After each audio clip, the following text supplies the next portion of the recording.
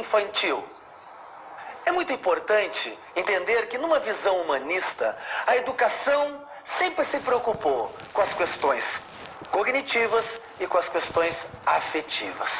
Porém, nós sabemos que o ser humano, na sua relação social e de vida, ele está sempre em movimento. Você sabe, o nosso coração bate, nós caminhamos, vamos de um lugar para outro, falamos, conversamos, mexemos nossas mãos, escrevemos. A nossa vida é movimento. E durante bastante tempo a educação esqueceu esse fator importante relacionado diretamente ao afetivo e ao cognitivo. E como é que a escola trata essas questões do corpo e o movimento? E qual é a relação que o corpo e o movimento têm com o ensino e com a aprendizagem? Para pensar um pouquinho melhor sobre isso, nós temos que estudar mais a fundo as relações do homem, o corpo e o movimento. A primeira coisa a ser analisada quando falamos do homem, do corpo e do movimento são as relações que o movimento e o corpo têm com a escola.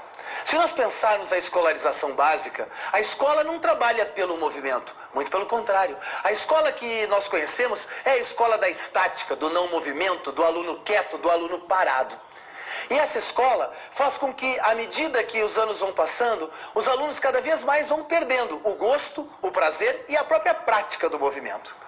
Deixando a ideia de que o corpo é apenas uma mala tremenda para carregar esse nosso cérebro aqui.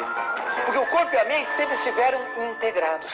E é na escola, e principalmente na escola infantil, que o corpo e a mente devem ser valorados da mesma forma e desenvolvidos para que a escola ofereça para a criança esta visão tão importante, que é o desenvolvimento global do ser humano. Um ser humano humanista que se desenvolva nos aspectos afetivos, cognitivos e psicomotores. E aqui eu quero fazer uma parte e comentar com vocês, professores, a nossa relação com a palavra escola. A palavra escola vai representar toda a vida e toda a aprendizagem da criança, desde o momento que o papai e a mamãe tiram ela de casa e entregam as nossas mãos. Ou seja, para mim, berçário, maternal, pré-escola são escola. Essa visão, por sinal, de pré-escola, durante muito tempo, deu um caráter negativo ou depreciativo da educação que é feita antes da primeira série ou antes do primeiro ciclo. Porém, nós sabemos que a educação fundamental começa aos 2 anos, aos 6 meses. E que se essa educação acontecer de uma forma correta, de uma forma equilibrada, de uma forma que valoriza o desenvolvimento infantil, com certeza vamos poupar muito trabalho na educação formal ou na antiga escola. Então, gente, para mim, escola é tudo. E na educação infantil, quando falamos em movimento e o corpo, estamos falando de 100% das suas atividades. Não existe educação infantil sem o movimento. Não existe educação infantil sem que as crianças tenham essa relação maior com o mundo, com o ambiente e com os objetos. E sabe por quê, gente? Porque na educação infantil, as crianças não leem livros. Na educação infantil, as crianças não escrevem. Na educação infantil, elas não fazem contas. Na educação infantil, elas têm toda a relação do conhecimento a partir das vivências, das brincadeiras. Portanto, gente, educar, trabalhar com crianças, ou seja, trabalhar na educação infantil, requer que você trabalhe com o movimento.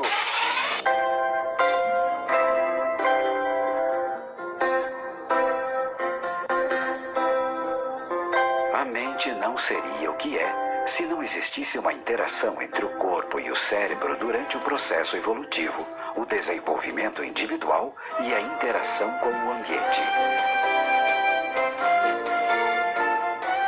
É importante que os professores e a educação infantil em geral tome consciência dessa interdependência que existe entre o corpo, a mente e o ambiente. E quando nós conseguimos tomar essa consciência e trabalhar na sala de aula com as nossas crianças essa relação, nós conseguimos que a criança aproveite mais as ações pedagógicas propostas na escola, que a criança consiga se relacionar melhor com os objetos, ou seja, que ela consiga aprender e apreender de uma forma muito melhor. E quando isso acontece, nós conseguimos desenvolver na plenitude as habilidades dos nossos alunos. Hoje vai ser muito legal. Hoje vai ser jóia. Oi, Luiz, você por aqui? Oi, Max. Sabe o que é? Eu vim buscar esses materiais para fazer atividades com as crianças lá na escola. Pelo que eu estou observando desses materiais, hoje o dia vai estar muito alegre e vamos ter muitas brincadeiras, né? É, alegre, brincadeiras, diversão e, como você mesmo diz, Max, muita aprendizagem. Ótimo e bem lembrado, Luiz. Porque às vezes, quando a gente observa as crianças brincando em sala de aula, parece que aquela atividade é uma pura brincadeira. Porém, nós sabemos que na educação, os jogos e o brincar têm uma outra importância. Ou seja, eles devem estar conectados com a aprendizagem. Não podemos nunca esquecer isso. Não é, Luiz? É verdade. Bom, Max, desculpa a minha chegada rápida, mas eu já tenho que ir, certo? Calma. Eu preciso de você um minutinho aqui para ajudar os professores a entender melhor uma coisa que eu estava pesquisando a recém. Ou seja, a importância das habilidades no desenvolvimento de qualquer ser humano. Você pode me ajudar? Claro, já estou pronto. Gente, como vocês sabem, o ser humano possui 3 tipos básicos de habilidades. As habilidades motoras, as habilidades comportamentais e as habilidades expressivas. E como estamos falando de habilidades, nós vamos começar explicando as habilidades motoras. É, porque nessas eu conheço bem. E Luiz, eu gostaria que você me ajudasse na explicação dessas habilidades, exemplificando para os nossos alunos o que são essas habilidades. As habilidades motoras se dividem em 5 tipos. O primeiro deles é a força. O segundo tipo é o equilíbrio. O terceiro tipo, Luiz, capricha aí, é a flexibilidade. Ah, esse é barbado. Deixa comigo. Olha só. Temos ainda a coordenação fina, muito importante no ato de escrever. A coordenação ampla, ligada aos movimentos que o ser humano faz. E por fim, professor Luiz, temos a lateralidade. Ah, aquela que vai para a direita, para a esquerda, para um lado, para o outro. Essas, então, são as habilidades motoras ligadas ao movimento do ser humano. Luiz, muito obrigado. E daqui a pouco eu chamo você lá na escola, tá bom? Pode deixar, Max. Eu vou mandar um beijão para a criançada lá, hein? Depois a gente se fala. Tchau. Tchau, Luiz. Como estávamos falando, ainda temos as habilidades comportamentais, ligadas às relações e aos comportamentos humanos. A primeira delas é a desinibição. Muito importante, né? A escola trabalhar a desinibição dos seus alunos. A segunda, fundamental na educação, a socialização. A terceira está muito ligada aos modernos conceitos de qualidade de vida. São os conceitos de saúde. E a quarta habilidade comportamental são as vivências emocionais, tão importantes na escola. Depois, nós temos ainda as habilidades expressivas, que estão ligadas à nossa comunicação, à nossa relação com o mundo e com as pessoas. As habilidades expressivas podem ser a fluência verbal, né? Falar, ter fluência no falar é muito importante na comunicação. O ritmo está presente em todo o nosso dia a dia, na respiração, no batimento cardíaco, quando a gente dança, o ritmo é fundamental. A expressão dramática, nem preciso falar, né? O ser humano, quando vive em sociedade, o tempo todo está fazendo o que nós chamamos de papéis sociais. Boal chamava isso de teatro da vida, ou seja, os papéis que nós representamos todo dia. Por isso, é tão importante as habilidades de expressão dramática ligadas às expressivas dentro da sala de aula. A quarta delas é a dicção, importantíssimo na fala. A dicção é fundamental para que as pessoas entendam o que estamos falando. E a quinta, e não menos importante, é a habilidade expressiva ligadas à destreza manual, ou seja, a capacidade que nós temos de manipular objetos, presente durante toda a nossa vida. Portanto, professor, é muito importante que você entenda que no desenvolvimento global da criança e do jovem, nós devemos priorizar estas 3 habilidades, porque só elas vão gerar depois as competências necessárias para as ações diárias que os nossos alunos e os futuros homens e mulheres da nossa sociedade vão realizar todos os seus dias. Mas, falando em habilidade e competência, será que o Luiz já chegou lá na escola e já deu tempo dele preparar as atividades com as crianças? Vamos dar uma olhada? Ah, que legal! Oi, Luiz, tudo bem? Ah, oi, Max, tudo bem? E qual foi a atividade que você preparou para começar a nossa aula Max, de hoje? É uma atividade super legal mesmo. Uma atividade onde as crianças aprendem a reconhecer o próprio corpo. Olha só, me acompanha. Galera, tudo bem com vocês? Tudo jóia? Bem, agora eu quero saber o seguinte. Quem é que sabe me dizer algumas partes do corpo? Quem sabe, por exemplo, me falar aonde é que ficam os braços? Os braços! Mostra aí pra mim os braços, então. Balança o braço pra mim, quero ver se sabe onde é que é. Que legal, hein? Muito jóia. Agora, outra parte do corpo, eu quero ver quem é que sabe me mostrar aonde é que ficam as pernas. As pernas, balança, eu quero ver as pernas aí. Ah, que jóia, hein? E agora, essa eu sei que tá fácil. Vamos dificultar um pouquinho. Quero saber quem é que me diz aonde ficam as orelhas. Ah, tem certeza? É aqui mesmo? É aqui? É? Puxa, bom, então agora que a gente já sabe algumas partes do nosso corpo e a gente sabe identificar, vamos brincar com o corpo? Vamos? Vamos? Quem tá a fim de brincar com o corpo aí? Ah, então todo mundo em pé agora com muita energia para nós brincarmos com o nosso corpo. Gente, e nós vamos brincar com o nosso corpo assim, ó. Abre um pouquinho mais, vamos precisar um pouquinho mais de espaço, um espaço entre vocês para que ninguém possa se bater. Então olha assim, fica em pé, legal. Agora assim comigo. Sabe como é que a gente pode brincar com os braços? Assim, balançando os braços para um lado e para o outro. Isso, balança bem, para um lado e para o outro. Isso, bacana. Subindo mais um pouquinho com os braços. Que legal. Olha só como eles gostam da atividade. Eles curtem muito o movimento corporal. Bem, agora, sabe como é que a gente ainda pode brincar com os braços? E também até usar a imaginação? Faz de conta que nossos braços são como asas de passarinho. E nós vamos batendo, voando para um lado e para o outro, batendo mais alto, mais alto. Isso, os dois ao mesmo tempo. Vamos ver quem consegue assim, ó, para cima e para baixo, para cima e para baixo.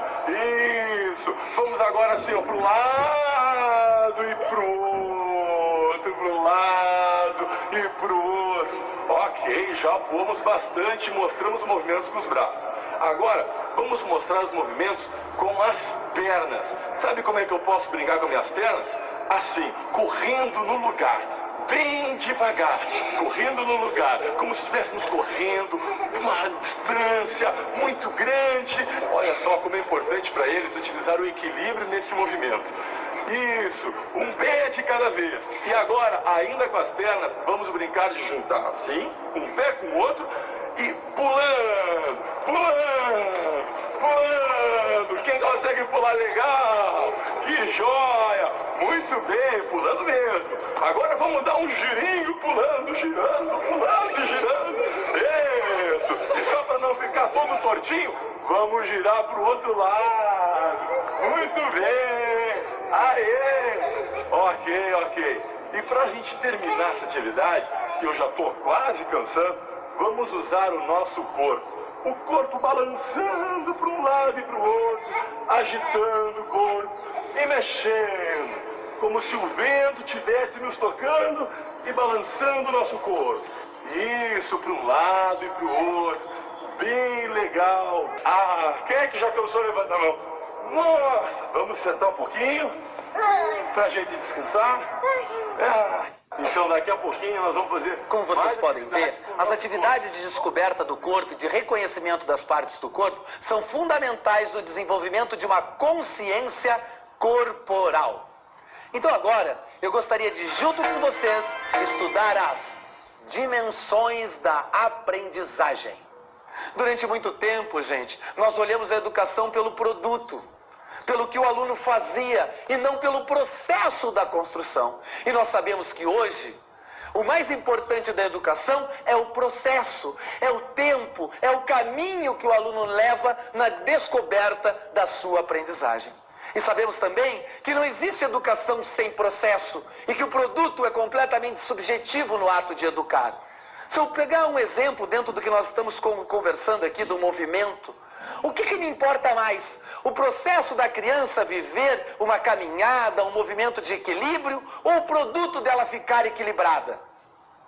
Porque nós sabemos também que ficar equilibrado, ele pode estabelecer muitos padrões de equilíbrio.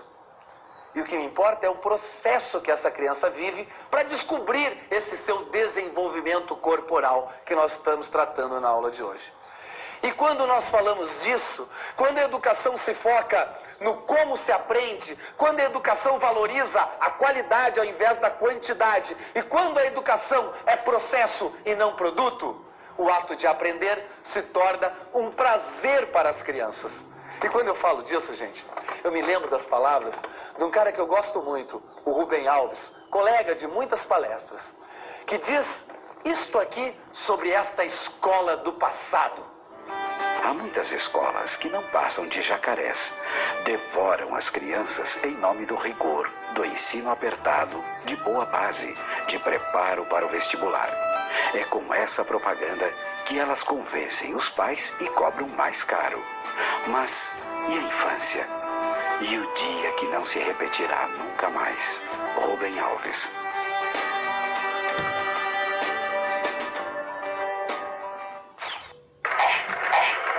Portanto, corra, senão o bicho pega.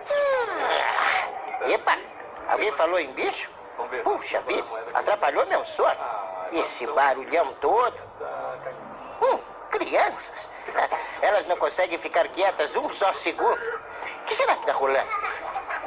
Não! Puxa, a coisa por aqui parece que está movimentada.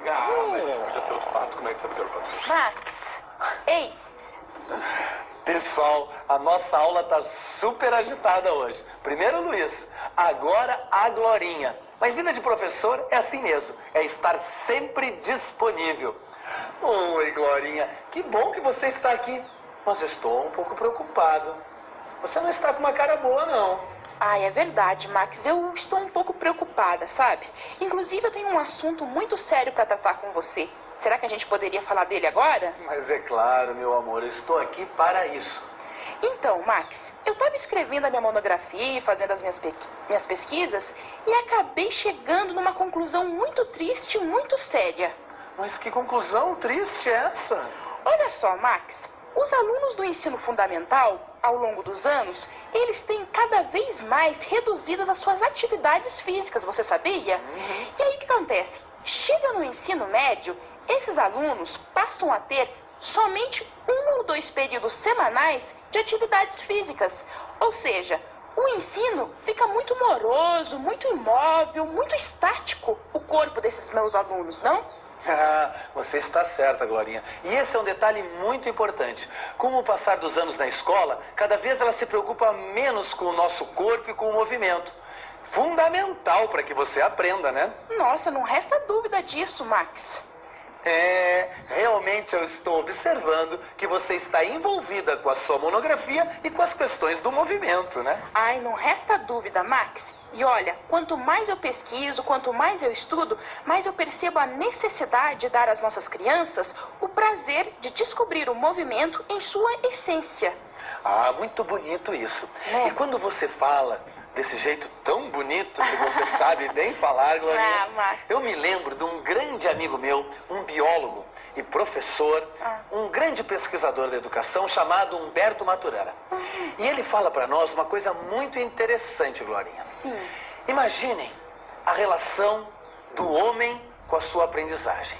Mas não vamos pensar no lado mais teórico disso. Vamos tentar imaginar isso olhando para o homem em movimento. Glorinha, quando a gente observa um homem caminhando, ele se movimenta porque ele mexe seus braços e suas pernas, é isso? Os pés também, né? É isso? Com certeza, Max. Mas vamos pensar um pouquinho além, como propõe o professor Humberto Maturana. Tá. Imagine, Glorinha, que agora a gente vai pegar esta pessoa e vai erguê-la pelos 2 braços. Sim. E ela vai continuar fazendo o movimento com as pernas, os braços e o pé. Sim. Ela vai sair do lugar? Nossa, Max, é mesmo? Eu nunca tinha pensado sobre essa questão desse ponto de vista. E é isso, meu amor. É isso que Maturana propõe a gente a pensar. A caminhada do ser humano não se faz só porque ele se movimenta, se faz da relação dele com o caminho. E assim é a aprendizagem, Glorinha. E assim é o movimento na educação infantil. Ele não é importante porque ele é um movimento, porque eu ponho as crianças a se movimentarem, porque eu deixo elas correrem para lá ou para cá. O movimento na educação infantil, ele só é importante quando você relaciona ele com a aprendizagem. É que nem o caminhar e o caminho. Assim é o movimento e o aprender. Eles têm que estar relacionados. Senão, não serve para quase nada. Nossa, Max, que coisa mais interessante. Deixa eu ver se eu gravei bem isso que você disse. Quer dizer, então, que o movimento, ele não é válido por si só.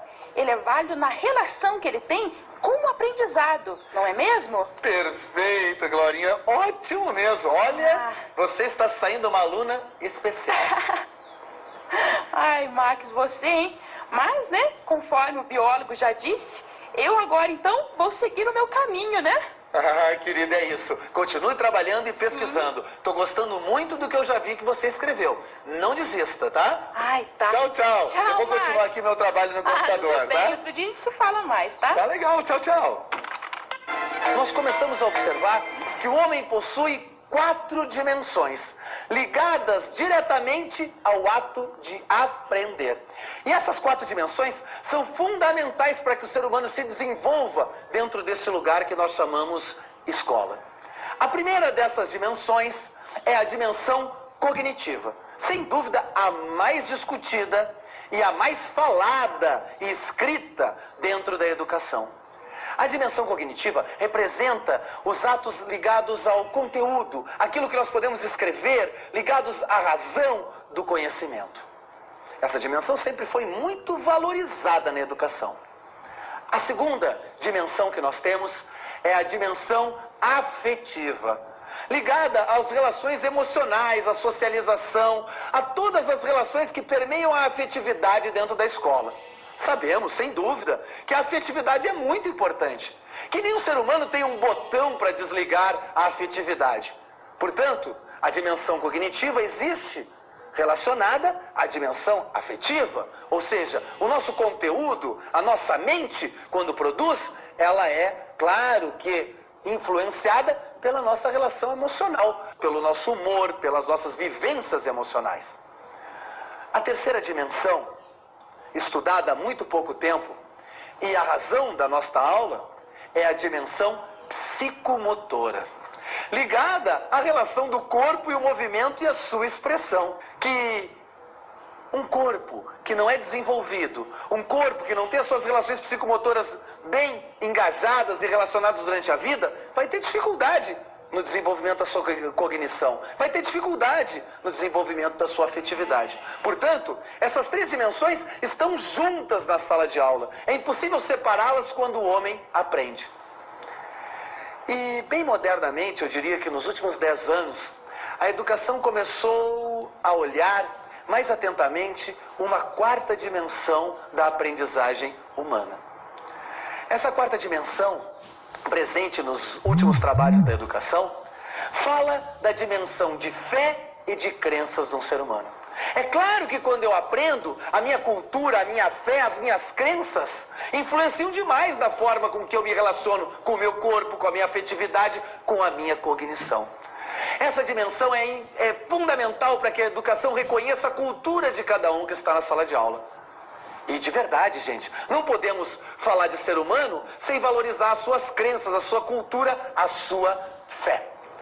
Portanto, quando falamos em aprender, quando falamos em ensinar e quando falamos das dimensões humanas da aprendizagem, temos que considerar que o homem é feito de 4 dimensões e que elas juntas compõem o ser que está sentado ao seu lado. Sentado não, porque a aula é de movimento, que está agindo, que está se movimentando ao seu lado, ou seja, o seu aluno. O conhecimento é morto. A escola, no entanto, serve aos vivos. Albert Einstein. Esses dias, falando sobre as dimensões da aprendizagem para alguns colegas professores, um deles rapidamente saltou e disse: Max, agora eu entendi. Eu tenho certeza que eu estou dando uma aula boa, uma aula viva. E eu disse: Mas por que o nome dele era Carlos? Por que Carlos? Ah, agora, na minha atividade diária com as crianças é assim. Um dia vamos só escrever. No outro dia é só dramatização. No terceiro dia, atividades corporais. No quarto dia é história e cálculos. E no quinto dia vamos estudar ciências. Eu sou um professor que respeita todas as dimensões. Como eu sou um professor muito democrático, pensei um pouco antes de responder a esse colega. E falei para ele: professor, a aula foi quase perfeita. Até porque não existe nada perfeito. Mas, na verdade, para a gente entender a influência das dimensões da aprendizagem no nosso ato, na nossa relação pedagógica diária, nós temos que entender que uma aula perfeita, ela não é feita de departamentos estanques que separam as coisas. A aula perfeita é aquela que valoriza todos os seus momentos, as 4 dimensões. E eu disse para esse professor: você quer melhorar ainda mais a sua aula? Faça de cada dia um dia assim. Um dia onde eu escrevo, leio, dramatizo, brinco, canto. Ou seja, um dia em que eu valorizo todas as dimensões da aprendizagem. E ao falar das dimensões da aprendizagem, eu me lembro que isso tudo é feito da ação pedagógica, da ação do professor e na sala de aula. E falando de professor e sala de aula, sabe quem que eu lembrei? Eu lembrei do Luiz e das nossas crianças. Que atividade que eles estarão preparando pra gente agora? Vamos dar uma olhada?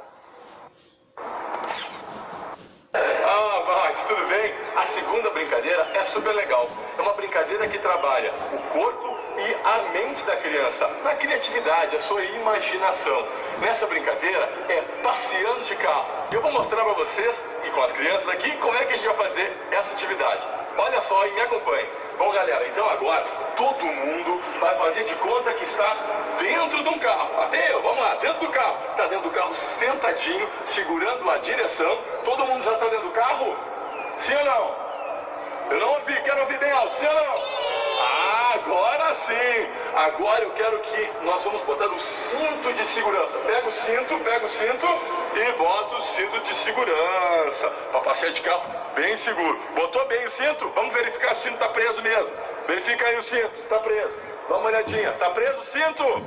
Ah, que legal. Então agora vamos pegar a chave e vamos ligar o nosso carro. Olha lá, vou botar o pé para frente, o pezinho lá para frente, apertar nosso acelerador, ligo o carro e eu quero ouvir o barulho. Cada um faz o barulho do seu motor. Vamos ver. Tá animado mesmo, hein? E o barulho do carro, e o carro também vai mexendo assim, ó. Mexendo com o corpo, junto com o carro. Vamos ver como é que tá o carro mexendo. Tá mexendo o carro? Tá mexendo? Ah, que legal! Olha só, mexendo o carro agora, vamos fazer de conta que nós já estamos andando. Vamos botar a primeira marcha. Bota lá a primeira marcha, mãozinha pra frente, vou botar a primeira marcha. E o carro já está andando. Olha o barulho, vamos, eu quero ouvir. Vamos pro lado, o carro vai indo pro lado. Agora o carro vai indo pro outro lado. Vamos ver. Vai pro meio. Ok, muito legal. Gente, o carro anda pra frente? Anda? Sim ou não? Anda pra frente? Então agora bem devagarinho nós vamos indo aqui pra frente. Todo mundo junto comigo, atrás de mim, vai fazendo uma fila de carros e nós vamos andando pra frente. Isso, vai andando pra frente. Ok, vou fazer uma curva aqui. Não tem nada, não pode bater em ninguém. E vamos agora pra outra fileira. Indo pro fim do nosso percurso. Isso, andando aqui. Bem legal, olha atrás de mim. Cuidado, não pode bater em nada. Nem na almofada. Isso, vamos indo pra frente, vamos indo pra frente. Cada um vai estacionar o carro agora. Estaciona o seu carro, estaciona num cantinho. Acha um canto, estaciona o carro. Acha um canto, estaciona o carro. Acha. Isso aí, acha um canto, vai estacionar. Desliga. Tira o cinto. Vamos sair do carro, todo mundo sai do carro. Aqui no meio. E nós nos encontramos aqui, os nossos amigos. Vamos dar um grande abraço. Aê! Ah, eu falei que eles curtem. Realmente super legal. Gente, vamos dar um tchau lá pra aquela turma. Tchau! Vamos dar tchau pro Max? Tchau, Max! Um beijo! Vocês puderam observar nessa atividade que, além da alegria, da descontração, às vezes é difícil manter o foco de toda a turma na ação. Porque as crianças pequenas, elas têm uma capacidade de dispersar com muita facilidade. Portanto, professor, esteja sempre atento, estimule aqueles mais quietos, puxe ele para o jogo, traga ele para trabalhar com você. Assim, você vai ter as crianças sempre muito integradas às atividades.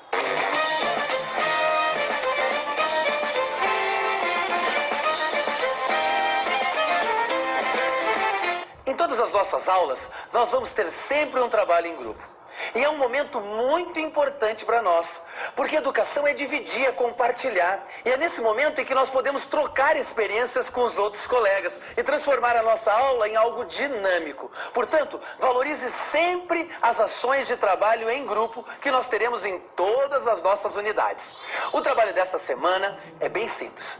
Vocês vão se reunir em grupos de 5 ou 6 pessoas e discutir as 3 perguntas propostas no nosso texto sobre o corpo e o movimento. Após isso, cada grupo vai pegar uma cartolina e fazer um desenho ou colocar em tópicos as conclusões que o grupo chegou. Por fim, vamos nos reunir num grande grupo e trocar essas experiências. Cada grupo vai apresentar, através dos seus cartazes, as respostas que vocês encontraram para esses questionamentos. Boa sorte e bom trabalho! Diário do Saber. Gente, para que um processo de educação seja completo, nós devemos valorizar a avaliação.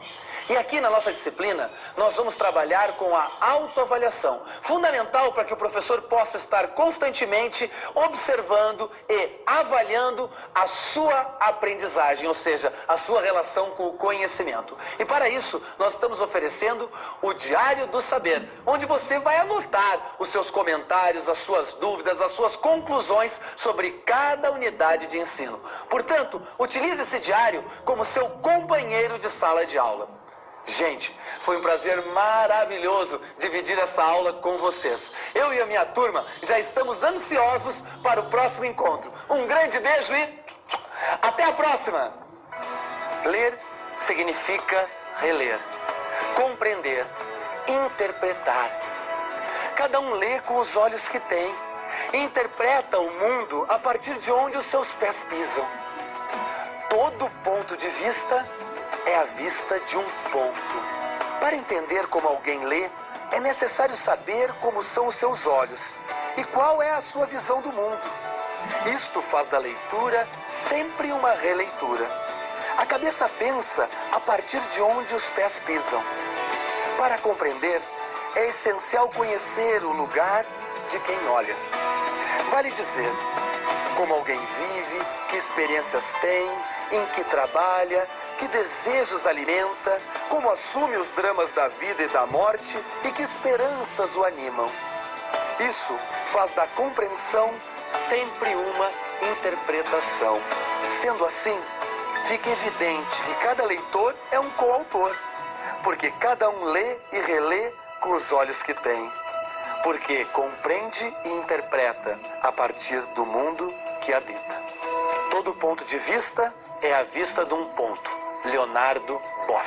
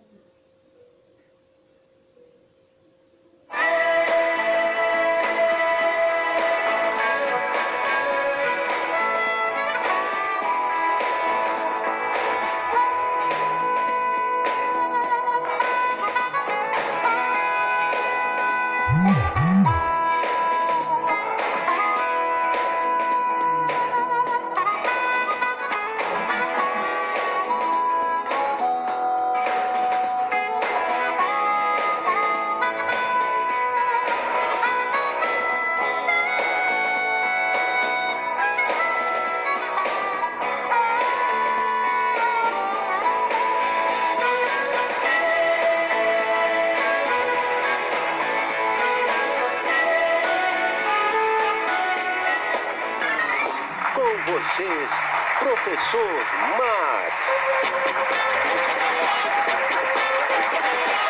E mais, uma turma que não é brincadeira. Walter, Maria e Glorinha.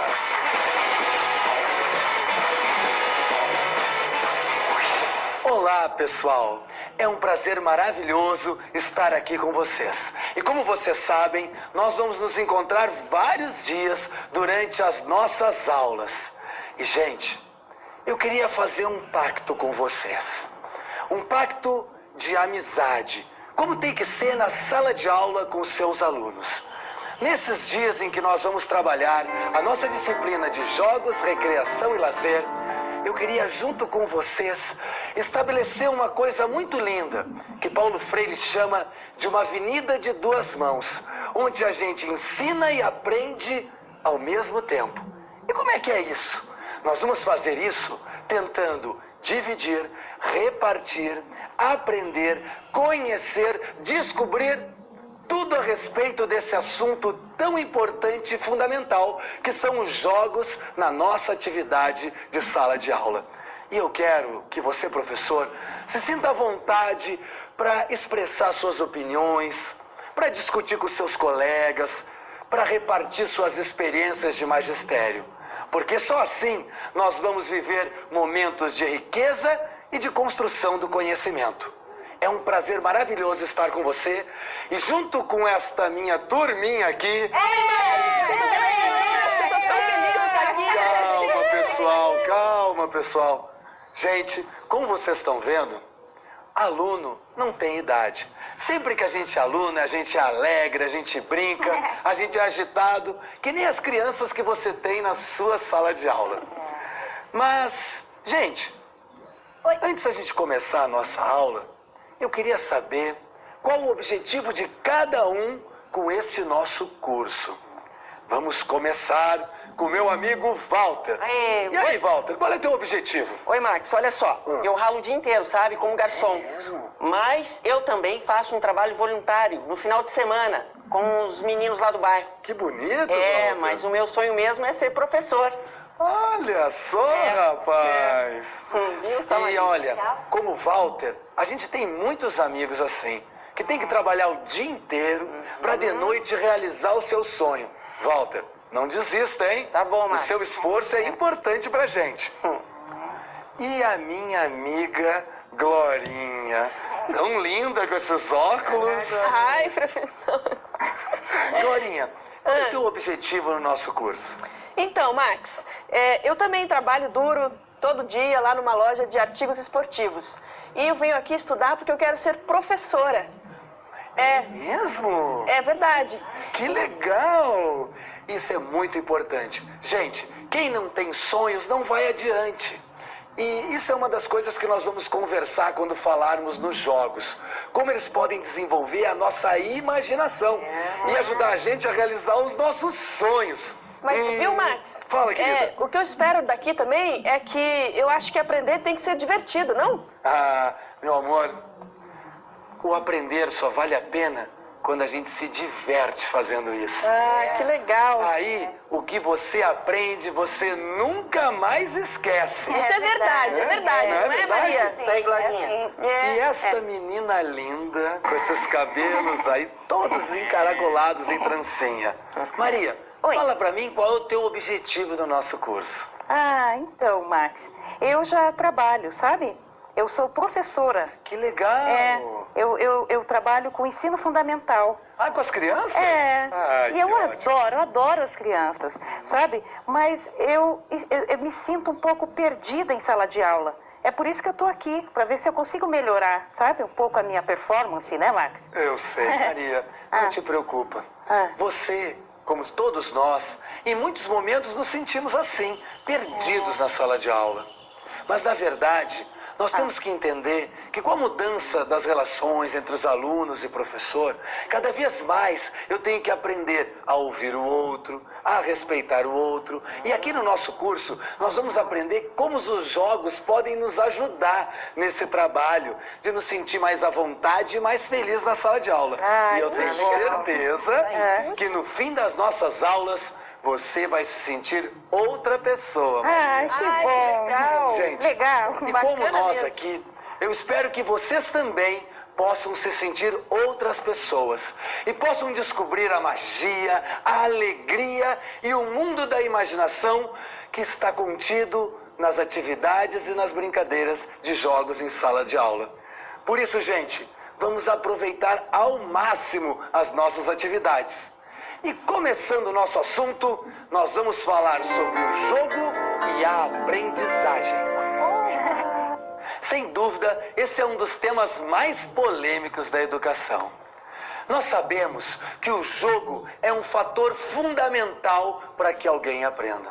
Para dizer a verdade, o jogo talvez seja a ferramenta mais importante quando falamos de educação de crianças e jovens. Mas eu mesmo acredito que o jogo é fundamental em qualquer faixa etária. Porém, estudos comprovam que a criança aprende muito mais quando ela vivencia um determinado conteúdo ou uma determinada atividade pedagógica. E não existe nada que proporcione mais a vivenciação do que o jogo. Durante muito tempo, os professores e autores da educação tentaram definir o jogo e o seu caráter lúdico. E se nós formos reler esses autores, nós vamos encontrar um ponto comum. Todos concordam que é difícil haver educação de crianças se não houver o jogo como uma atividade fundamental. E mais do que isso, gente, o jogo, a partir da sua ludicidade, permite e oferece às pessoas que elas simulem coisas, que elas respeitem o outro, que elas aprendam com mais facilidade e que, principalmente, elas possam ter, no ato de aprender e ensinar, uma palavra que é hoje a coqueluche do momento, mas que já se fala disso em educação desde os anos 20, a tal interação. Que as pessoas só interagem quando estão indo e voltando, fazendo e realizando atividades, ouvindo e falando. E na escola, gente, essas atividades são características do jogar. O jogo oferece à educação uma oportunidade única de se aprender sorrindo, de se aprender brincando, de se aprender com prazer. Ele possibilita que a gente tenha um desenvolvimento completo de todas as nossas aptidões relativas à aprendizagem. Vocês entenderam isso?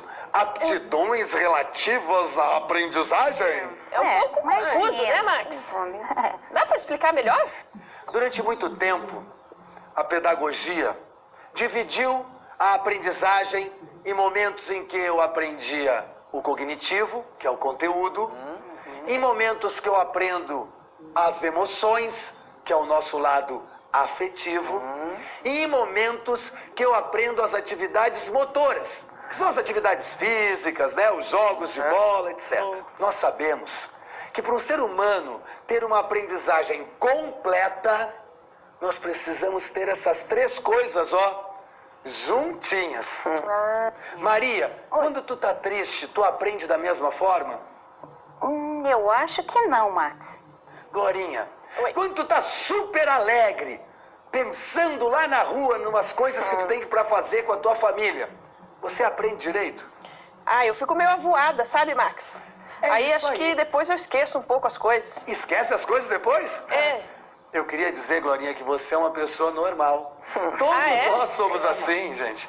Todos nós, quando temos alguma coisa que interfira nas nossas emoções, temos dificuldade em aprender. Todos nós, quando não utilizamos o nosso corpo, quando não fizemos atividades físicas e motoras, vamos ter dificuldade também em aprender. E isso, gente, é comum de todas as pessoas. Por isso, eu considero, diferente de muitos autores, que é muito difícil em educação separar a cognição da afetividade e das atividades motoras. Portanto, o jogo talvez seja a única atividade pedagógica que ao mesmo tempo junta essas três coisas. O cognitivo, os nossos objetivos, a afetividade, as nossas emoções, e os aspectos motores, o nosso corpo e o movimento. E, gente, o jogo é tão mágico e tão bonito que ele oportuniza a quem participa dele uma aprendizagem completa. E só assim o ser humano vai realmente aprender nesse novo século. E, gente, para falar da importância do professor se contextualizar, nós vivemos num novo momento na educação. Nós vivemos hoje num novo momento no mundo. A criança que está na nossa sala de aula é diferente da criança que eu fui, diferente da criança que a Maria foi. E quando a gente não respeita isso, quando a gente não tenta olhar a vida pelos seus olhos, fica muito difícil da gente estabelecer um diálogo com o nosso aluno. Por isso, gente, jogar é sem dúvida a atividade mais completa de todo ato educativo. Puxa, muito bom, muito legal, hein? Muito obrigado, muito obrigado, muito obrigado. Você que está na sala de aula deve ver muito isso, né? Os seus alunos gostam de jogar? Nossa, muito. Falou em jogo, em brincadeira, eles já estão lá, sabe? São muito animados. Que bacana. Gente, todo mundo gosta de jogar. Como vocês, os nossos alunos também gostam das brincadeiras. Na verdade, o ser humano vive sua vida inteira se relacionando com jogos e brincadeiras. Desde o chocalho, na primeira infância, dos blocos lógicos, das brincadeiras depois de tabuleiro, os jogos de xadrez, o jogo de dama, os jogos de bola. O nosso país adora isso, né? A brincar no parque com seu pai jogando bola. Gente, os jogos e brincadeiras estão presentes em todas as fases da nossa vida. Todas as atividades têm uma ligação intrínseca com a vida do ser humano. Há autores até que dizem que os jogos acompanham e desenvolvem a cultura de um povo. Porque os jogos retratam a nossa relação lúdica com a vida. E qual é a importância dessa relação lúdica? É porque ela é fundamental no desenvolvimento do ser humano. Ô Max, Fala, Glorinha. se eu bem me lembro, os professores não dedicavam muito tempo aos jogos e brincadeiras em sala de aula. Ah, é verdade, Glorinha. Os professores antigamente acreditavam que os jogos